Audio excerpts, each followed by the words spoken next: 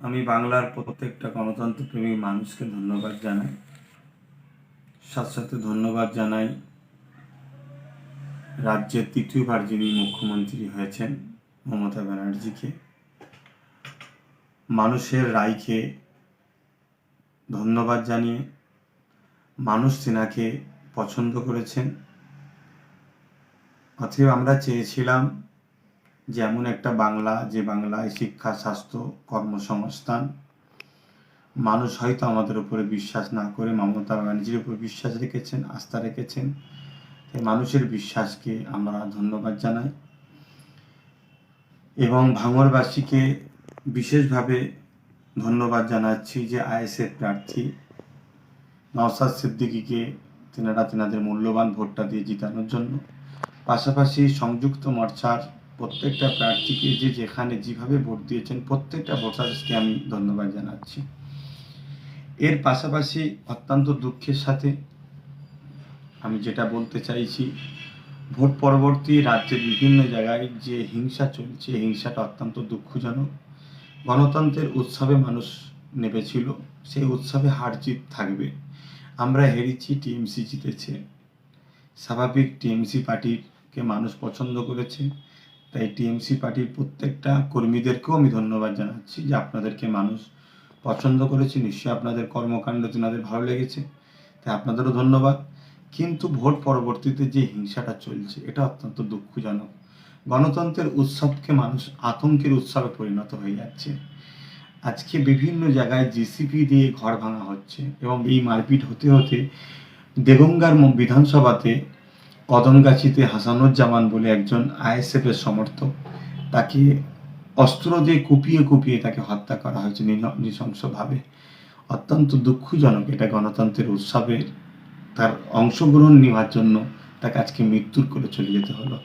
পাশাপাশি ভাঙড়ে নারায়ণপুর অঞ্চলে গাজী হাকিবুল মৃত্যুর সঙ্গে লড়ছে এই গণতন্ত্রের উৎসবে সে অংশগ্রহণ করেছিল বলে।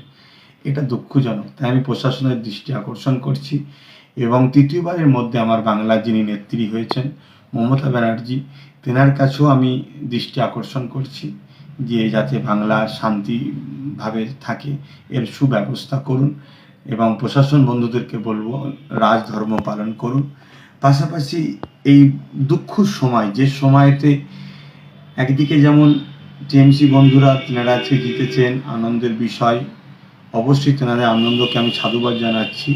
পাশাপাশি স্মরণ করে দিতে চাইছি যে এই করোনা মহামারী চলছে, যে মহামারীতে আজকে হসপিটালতে দাওয়াই থেকে শুরু করে, বেড থেকে শুরু করে, অক্সিজেন থেকে শুরু করে নানান সমস্যার সম্মুখীন হতে হচ্ছে মানুষ।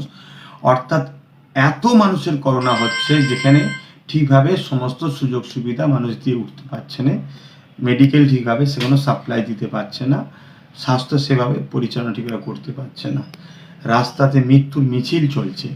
এরকম একটা সময়ে যেভাবে আজকে বাংলা জুড়ে গণতন্ত্র উৎসবের রেজাল্টের বাইর হওয়ার পরে যে প্রতিহিংসা চলছে, আমার বড় ভয় হচ্ছে মানুষ যদি এই প্রতিহিংসা অব্যাহত থাকেন, মানুষ নিজের যান বাঁচাবার জন্যে, তাহলে হয়তো সেই আন্দোলনের রাস্তা যদি বেছে নেয়, তারা যদি রোডে নেমে পড়ে, গণমিছিলে নেমে পড়ে, প্রতিরোধের গণতান্ত্রিক প্রক্রিয়া আন্দোলনে নেমে পড়ে, আমি আশঙ্কা বোধ করছি, ভয় হচ্ছে, তাহলে এই করোনা মহামারী আরও ভয়ানক রূপ ধারণ করবে, যেটা আমার বাংলার জন্য, আমার দেশের জন্য বড় ক্ষতি হবে। তাই সব দলের মানুষকে বলবো ধৈর্যের সাথে শান্তি বজায় রাখুন। হার জিত হতেই পারে। আপনারা জিতেছেন, আপনাদেরকে ধন্যবাদ জানাই। যারা হেরেছেন, গণতন্ত্রের মানুষের যে রায়, সেই রায়টাকে মাথা পেতে আপনাদেরও মেনে নেওয়া দরকার। তাই আপনারা উভয় শান্তিতে বসবাস করুন। সবাই তো আমরা দেশবাসী, সবাই তো আমরা পশ্চিমবাংলার নাগরিক, ভাই ভাই।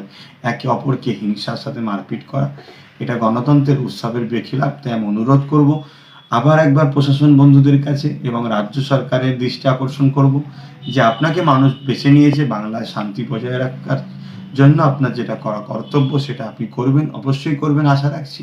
এবং প্রশাসন বন্ধুদের বলবো রাজধর্ম পালন করুন। সবাইকে আবার বলি শান্তি বজায় রাখুন, সবাই মিলেমিশে থাকুন।